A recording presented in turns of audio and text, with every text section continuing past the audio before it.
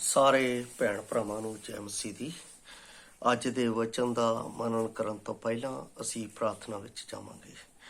ਦਿਆਲੂ ਕਿਰਪਾਲੂ ਮਿਹਰਬਾਨ ਪਰਮੇਸ਼ਰ, ਅਸੀਂ ਤੇਰਾ ਧੰਨਵਾਦ, ਤੇਰੀ ਮਹਿਮਾ, ਤੇਰੀ ਵਡਿਆਈ ਕਰਦੇ ਹਾਂ। ਤੂੰ ਉਸਤਤ ਦੇ ਯੋਗ ਅਤੇ ਮਹਿਮਾ ਦੇ ਯੋਗ ਅਤੇ ਵਡਿਆਈ ਦੇ ਯੋਗ ਹੈ। ਪਰਮੇਸ਼ਰ, ਅੱਜ ਜਦੋਂ ਤੇਰੇ ਵਚਨ ਨੂੰ ਸਿੱਖਣ ਜਾ ਰਹੇ ਹਾਂ ਤਾਂ ਸਾਨੂੰ ਸਿੱਖਣ ਦੇ ਵਿੱਚ ਮਦਦ ਕਰ, ਜਿਸ ਦੇ ਨਾਲ ਤੇਰੀ ਵਡਿਆਈ, ਤੇਰੀ ਉਸਤਤ ਸਾਡੇ ਜੀਵਨ ਦੇ ਵਿੱਚ ਅਧਿਕਾਈ ਨਾ ਹੋ ਸਕੇ ਅਤੇ ਤੇਰਾ ਹੀ ਨਾਮ ਸਾਡੇ ਜੀਵਨ ਦੇ ਵਿੱਚ ਉੱਚਾ ਹੋਵੇ। ਸੁਣਨ ਵਾਲੇ ਨੂੰ ਅਤੇ ਸਿੱਖਣ ਵਾਲੇ ਨੂੰ ਦੋਨਾਂ ਨੂੰ ਆਪਣੇ ਆਤਮਾ ਦੀ ਤੌਫੀਕ ਦੇ ਨਾਲ ਆਪ ਦੀ ਜਿਉਂਦੀ ਆਸ ਵਿੱਚ ਚੱਲਦਿਆਂ ਹੋਇਆਂ ਆਪ ਦਾ ਬਲ ਪ੍ਰਾਪਤ ਕਰਨ ਦੇ ਲਈ ਮਦਦ ਕਰ। ਸਾਰਾ ਆਦਰ ਮਾਣ ਆਪ ਨੂੰ ਦਿੰਦੇ ਹੋਏ ਇਹ ਬੇਨਤੀ ਸਾਡੇ ਜਲਦੀ ਆਉਣ ਵਾਲੇ ਮੁਕਤੀਦਾਤੇ ਪ੍ਰਭੂ ਯਿਸੂ ਮਸੀਹ ਦੇ ਪਵਿੱਤਰ ਤੇ ਸਮਰਥੀ ਨਾਮ ਵਿੱਚ ਮੰਗਦੇ ਹਾਂ, ਆਮੇਨ।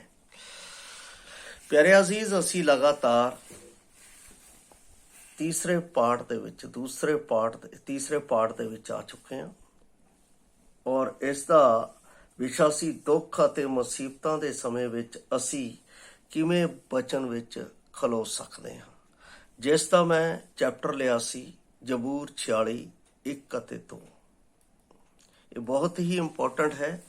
ਅੱਜ ਕੱਲ੍ਹ ਇਸ ਸੰਸਾਰ ਦੇ ਵਿੱਚ ਇਹ ਗੱਲਾਂ ਬਹੁਤ ਸਾਰੇ ਵਿਪਤਾ ਦੇ ਵਿੱਚ ਹੈ, ਬਹੁਤ ਸਾਰੇ ਦੁੱਖ ਦੇ ਵਿੱਚ ਹੈ, ਬਹੁਤ ਸਾਰੇ ਕਸ਼ਟਾਂ ਦੇ ਵਿੱਚ ਹੈ, ਜਿਹਦੇ ਵਿੱਚ ਲੋਕ ਆਪਣੇ ਆਪ ਨੂੰ ਪਰਮੇਸ਼ਵਰ ਤੋਂ ਦੂਰ ਕਰ ਬੈਠੇ।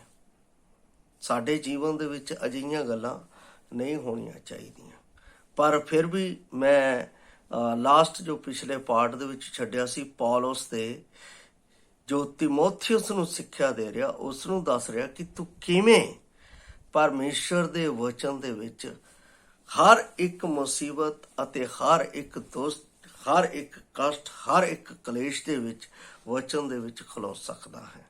ਮੇਰੇ ਅਤੇ ਆਪ ਦੇ ਜੀਵਨ ਦੇ ਵਿੱਚ ਆਉਣੇ ਹੈ ਅਤੇ ਆਉਂਦੇ ਰਹਿਣੇ ਆ। ਬਿਮਾਰੀਆਂ ਸਾਡੇ ਜੀਵਨ 'ਚ ਆਉਣੀਆਂ, ਦੁੱਖ ਸਾਡੇ ਜੀਵਨ 'ਚ ਆਉਣੇ ਆ, ਕਲੇਸ਼ ਸਾਡੇ ਜੀਵਨ ਦੇ ਵਿੱਚ ਆਉਣੇ ਆ। ਸਾਡੇ ਆਪਣਿਆਂ ਨੇ ਸਾਨੂੰ ਸਤਾਉਣਾ ਹੈ, ਸਾਡੇ ਸਮਾਜ ਨੇ ਸਾਨੂੰ ਆਪਣਾ ਡੱਕਣਾ ਹੈ, ਪਰ ਪਰਮੇਸ਼ਰ ਦਾ ਵਚਨ ਮੈਨੂੰ ਕਿਵੇਂ ਦਲੇਰੀ ਦੇ ਕੇ ਉਸ ਦੇ ਵਿੱਚ ਖੜੇ ਰਹਿਣ ਦੀ ਮਦਦ ਕਰ ਸਕਦਾ ਹੈ, ਅੱਜ ਅਸੀਂ ਦੇਖਾਂਗੇ।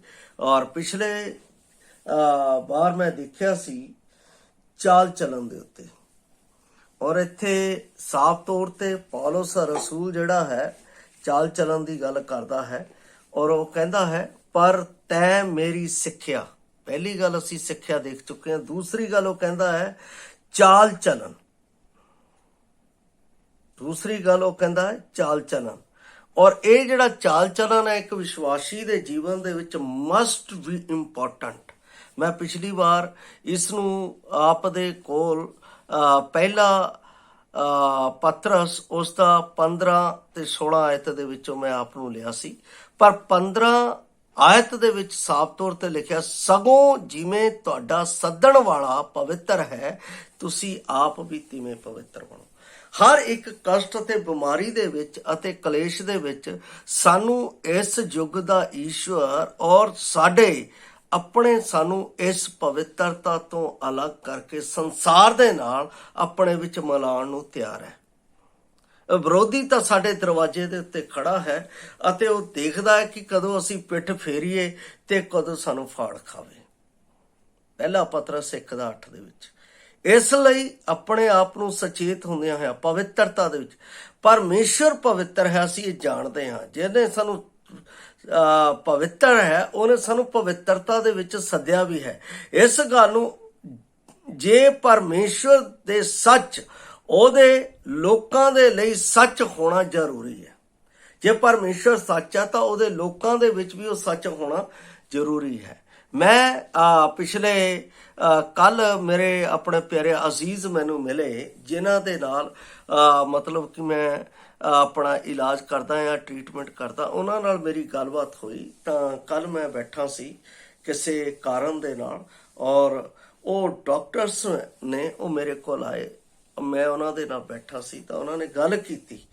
ਕਹਿੰਦੇ, ਭਾਜੀ ਕੀ ਤੁਸੀਂ ਦਵਾਈ ਖਾਣ ਤੋਂ ਰੋਕਦੇ ਆ ਕਿਸੇ ਨੂੰ?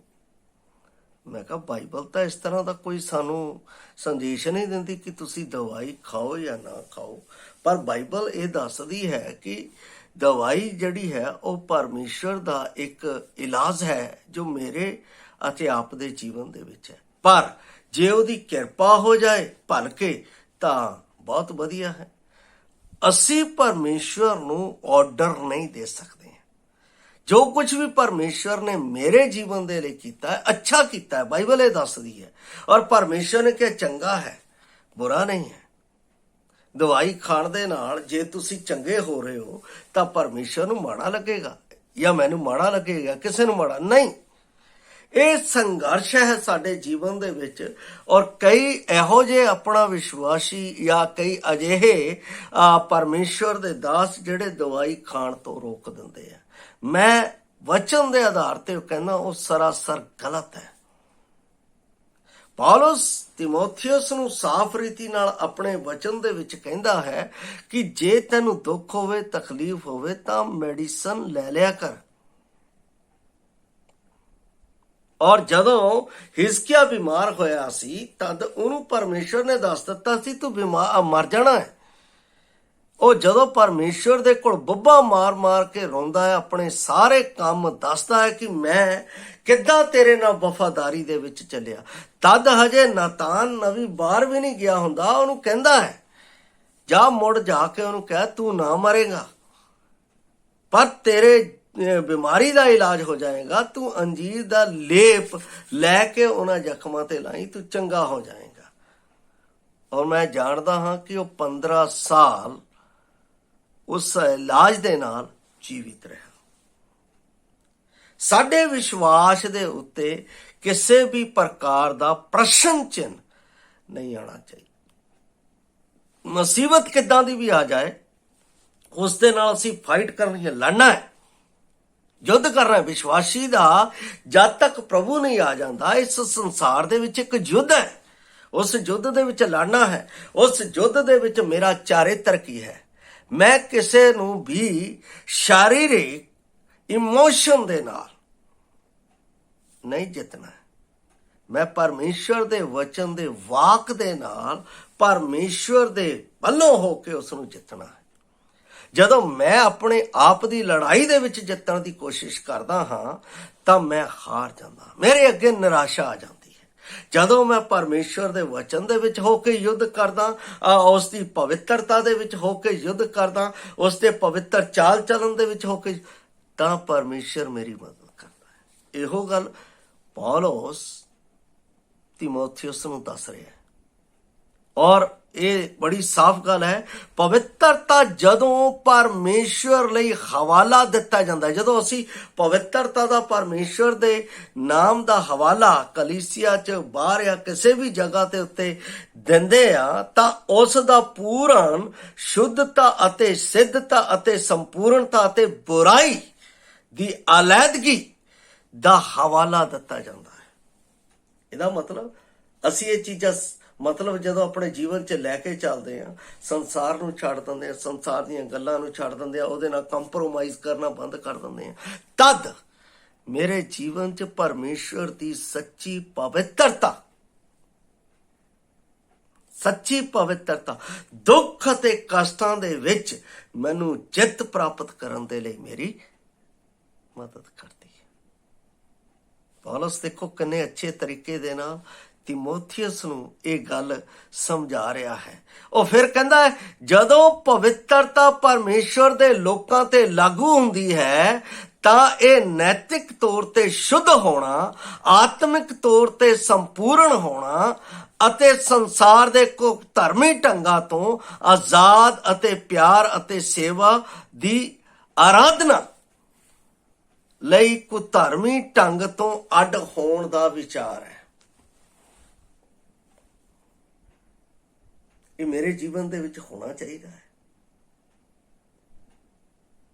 ਮੈਂ ਕੱਲ ਜਦੋਂ ਪਾਸਵਾਨਾਂ ਦੇ ਬਾਰੇ ਸੁਣ ਰਿਹਾ ਸੀ ਇਹ ਗੱਲ ਆਪਣੇ ਉਹਨਾਂ ਪਿਆਰੇ ਜੀਆਂ ਤੋਂ, ਤਦ ਮੈਨੂੰ ਬਹੁਤ ਦੁੱਖ ਹੋਇਆ ਕਿ ਉਹਨਾਂ ਨੇ ਦਵਾਈ ਤੋਂ ਰੋਕ ਦਿੱਤਾ। ਮੈਂ ਜਦੋਂ ਮਾਲਪੁਰ ਦੇ ਵਿੱਚ ਸੇਵਾ ਦੇ ਵਿੱਚ ਆਇਆ ਸਾਂ 2000 ਦੇ ਵਿੱਚ, ਤਾਂ 2002 ਦੇ ਵਿੱਚ ਜਿੱਥੇ ਮੈਂ ਮਕਾਨ ਦੇ ਵਿੱਚ ਕਿਰਾਏ ਤੇ ਰਹਿੰਦਾ ਸਾਂ, ਉੱਥੇ ਦੇ ਭਾਈ ਵੀ ਡਾਕਟਰ ਸੀ ਜਿਨ੍ਹਾਂ ਦੇ ਮੈਂ ਘਰ ਦੇ ਵਿੱਚ ਰਹਿੰਦਾ ਸੀ। ਉਹਨਾਂ ਨੇ ਮੈਨੂੰ ਸੱਦਿਆ, ਉਹਨਾਂ ਨੇ ਕਿਹਾ ਬ੍ਰਦਰ ਮੈਂ ਤੁਹਾਨੂੰ ਇੱਕ ਗੱਲ ਪੁੱਛਣਾ ਚਾਹੁੰਦਾ। ਮੈਂ ਕਿਹਾ ਪੁੱਛੋ। ਕਹਿੰਦੇ ਤੁਸੀਂ ਦਵਾਈਆਂ ਖਾਣ ਤੋਂ ਮਨਾ ਕਰਦੇ ਆ। ਮੈਂ ਕਿਹਾ ਮੈਂ ਤਾਂ ਨਹੀਂ, ਇੱਦਾਂ ਦੀ ਕੋਈ ਮੈਨੂੰ ਇੱਦਾਂ ਦਾ ਬਚਨ ਦੇ ਵਿੱਚ ਲਿਖਿਆ ਨਹੀਂ। ਕਹਿੰਦੇ ਸਾਡੇ ਇੱਥੇ ਕੋਲ ਇੱਕ ਮਰੀਜ਼ ਆਇਆ ਸੀ, ਉਹਨੂੰ ਦਵਾਈਆਂ ਖਾਣ ਦੇ ਵਿੱਚੋਂ ਮਨਾ ਕਰ ਦਿੱਤਾ। ਉਹਨਾਂ ਨੂੰ ਕਿਹਾ ਕਿ ਤੁਸੀਂ ਪਰਮੇਸ਼ਰ ਦੇ ਵਚਨ ਦੇ ਉੱਤੇ ਪ੍ਰਾਰਥਨਾ ਕਰਨੀ ਹੈ ਅਤੇ ਤੁਸੀਂ ਉਹਦੇ। ਮੈਂ ਕਹਿੰਦਾ ਹਾਂ ਕਰਨੀ ਹੈ, ਪਰ ਪਰਮੇਸ਼ਰ ਦੀ ਕਿਰਪਾ ਨੂੰ ਜਾਣੋ ਨਾ। ਪਰਮੇਸ਼ਰ ਕੀ ਕਹਿ ਰਿਹਾ ਉਹਨੂੰ ਸਮਝੋ। ਉਹਨਾਂ ਨੇ ਜਦੋਂ ਇਹ ਗੱਲ ਦੱਸੀ, ਕਹਿੰਦੇ ਕਿ ਉਹਨਾਂ ਨੂੰ ਇਸ ਤਰ੍ਹਾਂ ਮਨਾ ਕਰ ਦਿੱਤਾ ਗਿਆ। ਉਸ ਭਾਈ ਨੂੰ ਮਿਰਗੀ ਚੜ੍ਹਦੀ ਸੀ ਅਤੇ ਉਹਨਾਂ ਨੇ ਦਵਾਈਆਂ ਬੰਦ ਕਰਤੀਆਂ। ਬੁਖਾਰ ਚੜ੍ਹ ਗਿਆ, ਬੁਖਾਰ ਦੇ ਨਾਲ ਉਹਦਾ ਬ੍ਰੇਨ ਕੰਮ ਕਰਨਾ ਬੰਦ ਕਰ ਗਿਆ ਔਰ ਉਸ ਬੁਖਾਰ ਦੇ ਨਾਲ ਦਿਮਾਗ ਦੇ ਉੱਤੇ ਜਦੋਂ ਅਸਰ ਹੋਇਆ ਤਾਂ ਉਹ ਮਰਨਾਊ ਹੋ ਗਿਆ। ਔਰ ਜਦੋਂ ਕਹਿੰਦੇ ਸਾਡੇ ਕੋਲ ਲੈ ਕੇ ਆਏ ਤਾਂ ਅਸੀਂ ਕਿਹਾ ਕਿ ਇੱਥੋਂ ਲੈ ਜਾਓ ਇਹਨੂੰ ਬੜੇ ਹਸਪੀਟਲ ਦੇ ਵਿੱਚ, PGI ਲੈ ਜਾਓ। ਔਰ ਜਦੋਂ ਉਹ ਲੈ ਕੇ ਜਾ ਰਹੇ ਸੀ ਤਾਂ ਰਸਤੇ 'ਚ ਹੀ ਡੈਡ ਹੋ ਗਿਆ। ਇੱਕ ਪਰਿਵਾਰ ਦਾ ਇਕਲੌਤਾ ਪੁੱਤਰ, 3 ਭੈਣਾਂ ਦਾ ਭਰਾ। ਬਹੁਤ ਜ਼ਿਆਦਾ ਦੁੱਖ ਹੋਇਆ। ਸਾਡੇ ਪਾਸਵਾਨ, ਸਾਡੇ ਲੋਕ ਕਿਹੋ ਜੀ ਸਿੱਖਿਆ ਦੇ ਮਗਰ ਲੱਗ ਚੁੱਕੇ ਆ। ਉਹ ਕਿਹੋ ਜੀ ਪਵਿੱਤਰਤਾ ਦਾ ਉਹ ਸੰਦੇਸ਼ ਦੇ ਰਿਹਾ। ਲੋਕਾਂ ਦੇ ਵਿੱਚ ਇਸ ਗੱਲ ਦਾ ਕੀ ਸੰਦੇਸ਼ ਜਾ ਰਿਹਾ ਹੈ? ਉਹਨਾਂ ਨੂੰ ਦੱਸਦੇ ਨਹੀਂ ਹੈ ਕਿ ਅਸੀਂ ਕਲੇਸ਼ ਚ, ਕਸ਼ਟ ਦੇ ਵਿੱਚ ਅਸੀਂ ਕਿੱਦਾਂ ਲੜਨਾ ਹੈ, ਕਿਸ ਤਰ੍ਹਾਂ ਅਸੀਂ ਉਹਦੇ ਮੂਹਰੇ ਖਲੋਣਾ ਹੈ। ਪੌਲਸ ਆਪਣੀਆਂ ਪੱਤਰੀਆਂ 'ਚ ਲਿਖਦਾ ਹੈ ਕਿ ਮੈਂ ਬਿਮਾਰ ਹੋਇਆ ਤਾਂ ਮੈਂ ਆਪਣਾ ਪਰਮੇਸ਼ਰ ਨੇ ਜੋ ਮੈਨੂੰ ਇਲਾਜ ਦਿੱਤਾ ਮੈਂ ਉਹ ਕੀਤਾ। ਜਦੋਂ ਪੌਲਸ ਨੇ ਆਪਣਾ ਸਰੀਰ ਦੇ ਵਿੱਚ ਕੰਡਾ ਚੁੱਭਿਆ ਸੀ, ਕਹਿੰਦਾ ਮੈਂ 3 ਵਾਰ ਪ੍ਰਾਰਥਨਾ ਕੀਤੀ, ਪਰਮੇਸ਼ਰ ਨੇ ਕਿਹਾ ਮੇਰੀ ਕਿਰਪਾ ਹੀ ਤੇਰੇ ਲਈ ਬਥੇਰੀ ਹੈ। ਅਸੀਂ ਪਰਮੇਸ਼ਰ ਦੇ ਜੋ ਸਾਡੇ ਜੀਵਨ 'ਚ ਕਸ਼ਟ ਕਲੇਸ਼ ਦੂਸਰੇ ਤਰੀਕੇ ਨਾਲ ਬਾਹਰੋਂ ਆਉਂਦੇ ਆ, ਸੰਸਾਰਿਕ ਤਰੀਕੇ ਨਾਲ ਆਉਂਦੇ ਆ, ਤਾਂ ਸਾਨੂੰ ਲੜਨ ਦੇ ਲਈ ਪਰਮੇਸ਼ਰ ਫਾਈਟ ਕਰਦਾ ਹੈ। ਮੈਂ ਬਿਮਾਰ ਹੋਇਆ, ਜੇ ਮੈਂ ਵੀ ਇਹ ਕਹਿੰਦਾ ਕਿ ਨਹੀਂ ਮੈਂ ਦਵਾਈ ਖਾਣੀ ਹੈ, ਨਹੀਂ ਖਾਣੀ, ਮੈਂ ਇਸ ਤਰ੍ਹਾਂ ਕਰਦਾ, ਤਾਂ ਹੋ ਸਕਦਾ ਮੈਂ ਆਪ ਦੇ ਨਾਲ ਗੱਲ ਨਾ ਕਰਦਾ ਹੁੰਦਾ, ਹੋ ਸਕਦਾ ਮੈਂ ਆਪ ਦੇ ਸਾਹਮਣੇ ਨਾ ਹੁੰਦਾ। ਪਰ ਪਰਮੇਸ਼ਰ ਨੇ ਮੈਨੂੰ ਜੀਣ ਦੇ ਲਈ ਤਾਕਤ ਦਿੱਤੀ ਹੈ, ਉਸਨੇ ਮੈਨੂੰ ਬੁੱਧ ਦਿੱਤੀ ਹੈ ਕਿ ਇਸ ਤਰੀਕੇ ਦੇ ਨਾਲ ਕਰ, ਕਿਉਂਕਿ ਮੇਰਾ ਜਿਉਣਾ ਪਰਮੇਸ਼ਰ ਦੀ ਮਹਿਮਾ ਦਾ ਕਾਰਨ ਹੋਵੇ, ਨਾ ਕਿ ਇਸ ਸੰਸਾਰ ਦਾ। ਅਸੀਂ ਬਿਮਾਰੀ ਦੇ ਵਿੱਚ ਹੋ ਕੇ ਵੀ ਆਪਣਾ ਫਾਈਟ ਕਰਦੇ ਹਾਂ। ਮੈਂ ਜਾਣਦਾ ਹਾਂ ਸਾਡੀ ਇੱਕ ਭੈਣ, ਸਾਡੇ ਇੱਥੇ ਪ੍ਰਭੂ ਦੇ ਇੱਕ ਦਾਸ,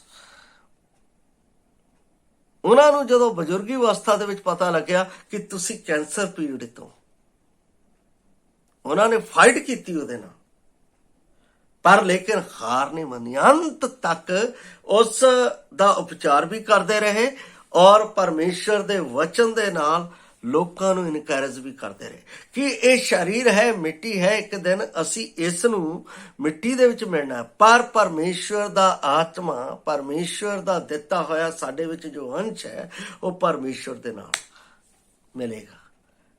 ਜਿਉਣਾ ਮੇਰੇ ਲਈ ਮਸੀਹ ਤੇ ਮਰਨਾ ਲਾਭ ਹੈ। ਜੇ ਮਰ ਗਏ ਤਾਂ ਪਰਮੇਸ਼ਰ ਕੋਲ ਪਹੁੰਚ ਜਾਵਾਂਗੇ, ਜੇ ਜਿਉਂਦੇ ਆ ਤਾਂ ਪਰਮੇਸ਼ਰ ਵਿੱਚ ਜਿਉਂਦੇ ਆ। ਕਿੰਨੀ ਵੱਡੀ ਗੱਲ ਹੈ। ਇਸ ਪਵਿੱਤਰਤਾ ਦੇ ਵਿੱਚ ਅਸੀਂ ਆਪਣੇ ਆਪ ਨੂੰ ਤਿਆਰ ਕਰਕੇ ਰੱਖਣਾ ਹੈ ਔਰ ਇਸ ਦੇ ਲਈ ਪਰਮੇਸ਼ਰ ਬਾਰ-ਬਾਰ ਮੇਰੇ ਜੀਵਨ ਦੇ ਵਿੱਚ ਸੰਦੇਸ਼ ਦਿੰਦਾ। ਮੈਂ 2 ਤਿਮੋਥੇਉਸ 2:20 ਇਸ ਦੇ ਲਈ ਪੜ੍ਹ ਰਿਹਾ ਹਾਂ। ਇੱਥੇ ਲਿਖਿਆ ਹੈ, ਕਹਿੰਦਾ ਵੱਡੇ ਘਰ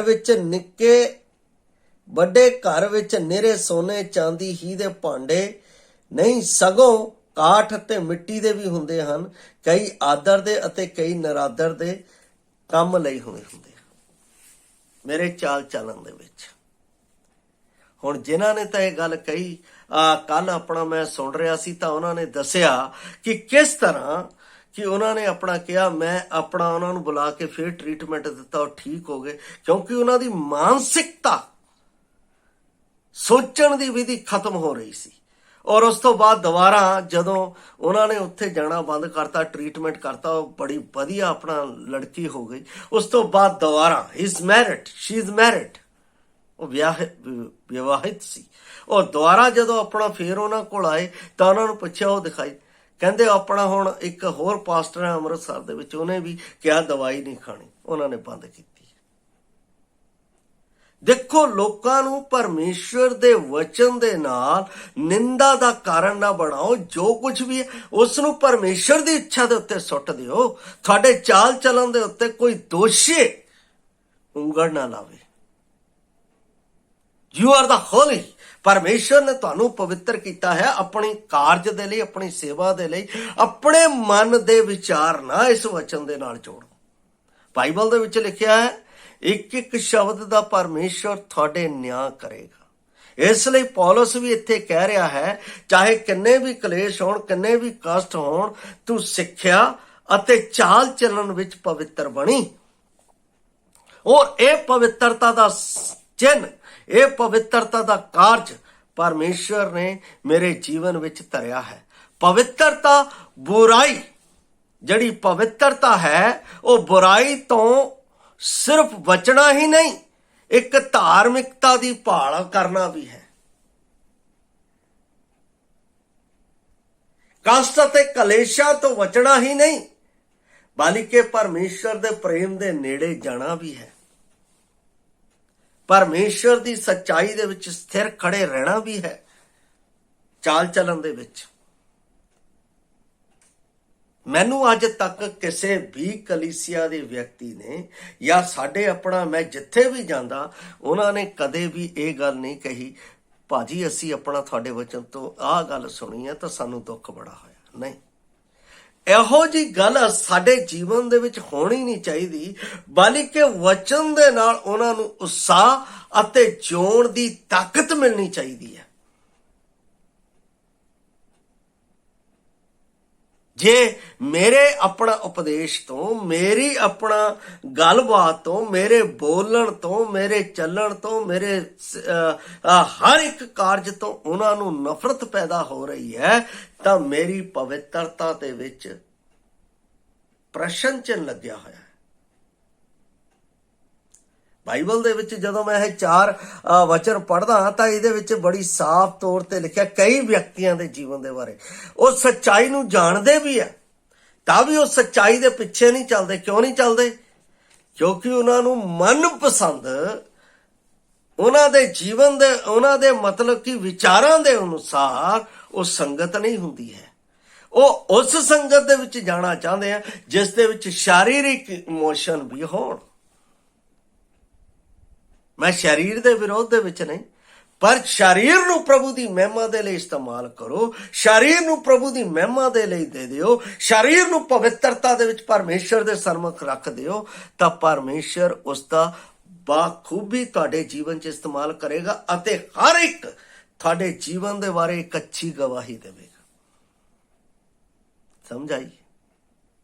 ਜੇ ਨਹੀਂ ਅਸੀਂ ਆਪਣਾ ਕਰ ਸਕਦੇ ਪਿਆਰੋ, ਸਾਡਾ ਮਸੀਹ ਦੇ ਵਿੱਚ ਚੱਲਣਾ ਅਤੇ ਬੈਠਣਾ ਵਿਅਰਥ ਹੈ, ਕਿਉਂਕਿ ਨਿਆਂ ਆਉਣ ਵਾਲਾ ਹੈ। ਉਹ ਮੇਰੇ ਅਤੇ ਆਪ ਦੇ ਉੱਤੇ ਖੜਾ ਹੋਵੇਗਾ। ਅਸੀਂ ਬਚ ਨਹੀਂ ਸਕਦੇ ਹਾਂ, ਕਿਉਂਕਿ ਇੱਥੇ ਕੀ ਲਿਖਦਾ ਹੈ, ਜਦੋਂ ਅਸੀਂ ਗਲਤ ਸਿੱਖਿਆ ਦੇ ਵਿੱਚ, ਗਲਤ ਚਰਿੱਤਰ ਦੇ ਵਿੱਚ ਚਲੇ ਜਾਂਦੇ ਹਾਂ, ਜਦੋਂ ਸਾਡੇ ਅਨੁਸਾਰ ਸਾਨੂੰ ਵਚਨ ਨਹੀਂ ਮਿਲਦਾ, ਸਿੱਖਿਆ ਨਹੀਂ ਮਿਲਦੀ ਹੈ, ਤਦ ਅਸੀਂ ਗਲਤ ਤਰੀਕੇ ਨਾਲ, ਗਲਤ ਜਗ੍ਹਾ ਤੇ, ਕਹਿੰਦਾ ਕਿਉਂ ਜੋ ਉਹ ਸਮਾਂ ਆਵੇਗਾ ਜਦੋਂ ਉਹ ਖਰੀ ਸਿੱਖਿਆ ਨੂੰ ਨਾ ਸਹਿਣਗੇ।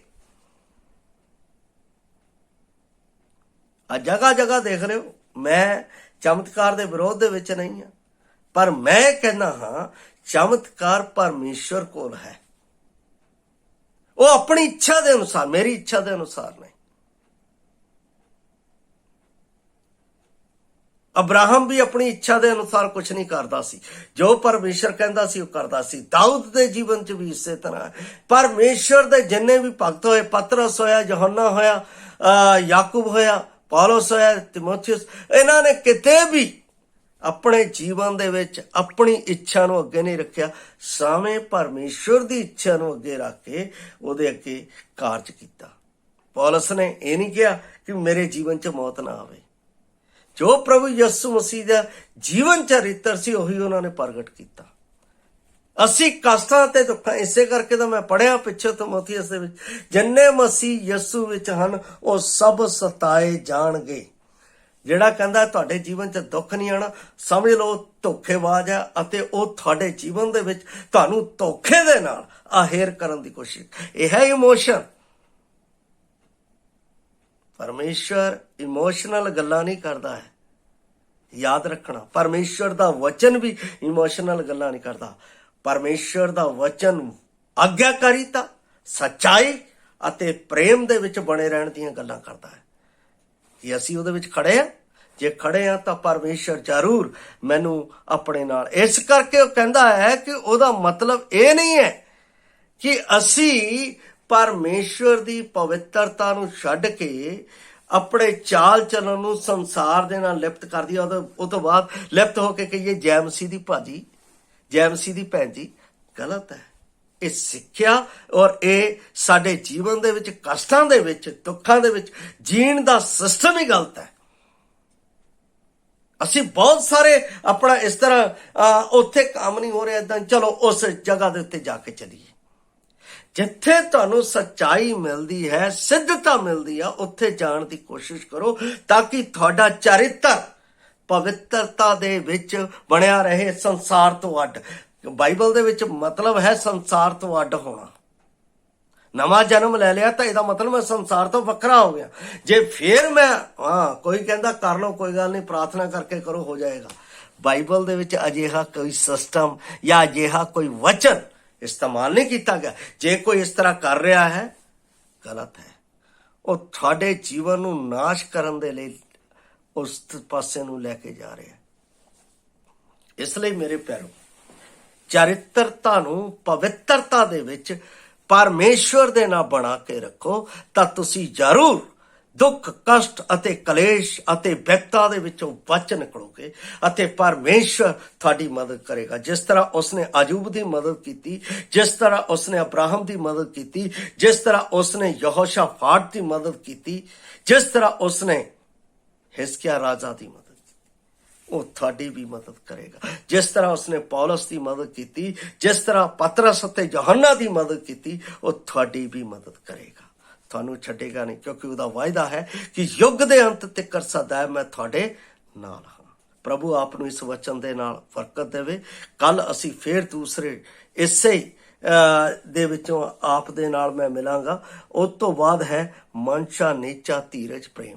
ਇਹਨਾਂ ਦੇ ਨਾਲ ਮੈਂ ਮਿਲਾਂਗਾ ਕਿ ਕਿਸ ਤਰ੍ਹਾਂ ਅਸੀਂ ਕਸ਼ਟ ਦੇ ਵਿੱਚ ਉਸ ਦੇ ਵਿੱਚ ਸਥਿਰ ਖੜ ਸਕਦੇ ਹਾਂ। ਪ੍ਰਭੂ ਤਦ ਤੱਕ ਆਪ ਨੂੰ ਇਸ ਵਚਨ ਦੇ ਨਾਲ ਬਣੇ ਰਹਿਣ ਦੇ ਲਈ, ਉਹ ਜਿਉਂਦੀ ਆਸ ਦੇ ਵਿੱਚ ਅੱਗੇ ਵਧਣ ਦੇ ਲਈ ਮਦਦ ਕਰੇ। ਜੈ ਮਸੀਹ ਦੀ। ਮਾਰਾਨਾਥਾ।